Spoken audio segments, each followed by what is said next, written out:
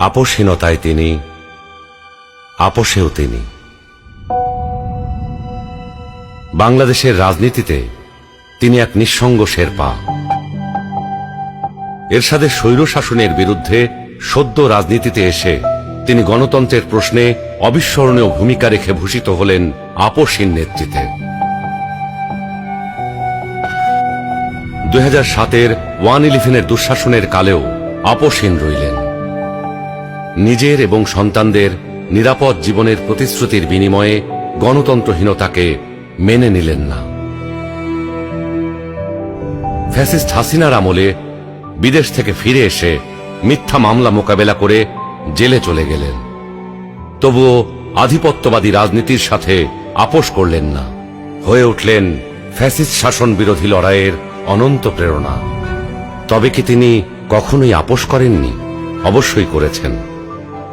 দেশের বৃহত্তর স্বার্থে অনেক গুরুত্বপূর্ণ মুহূর্তে উনি এমন সব বিষয়ে আপোষ করেছেন যেটা না করলে কেবল গণতন্ত্র নয়, বাংলাদেশের স্বাধীনতা সার্বভৌমত্বই বিপন্ন হয়ে পড়ত।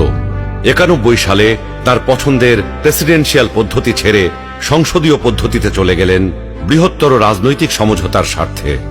বিরোধী দলের দাবির প্রতি শ্রদ্ধা জানাতে 96 সালে নির্বাচন করে অল্প কয়েকদিনের জন্য সংসদ অধিবেশনে বসেন।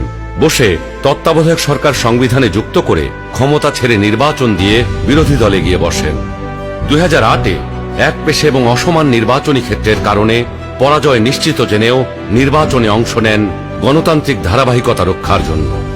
সকল মানুষের মতোই তিনিও নিশ্চয়ই সীমাবদ্ধতার ঊর্ধ্বে ছিলেন না, কিন্তু শিষ্টাচার, সৌজন্যবোধ, দৃঢ়তা, দূরদর্শিতা এবং প্রজ্ঞার সমন্বয়ে তিনি হয়ে উঠেছেন বাংলাদেশের রাজনৈতিক ইতিহাসের এক অনন্য চরিত্র।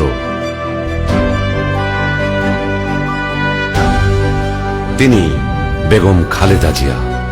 আমরা সকলকে বন্ধু হিসাবে দেখতে চাই, কিন্তু কেউ যদি আমাদের বন্ধুর বেশে প্রভু হতে চায়, সেটা আমরা কখনো মেনে নেব না, মানতে দিব না। কারো প্রভুত্ব বাংলাদেশের জনগণ স্বীকার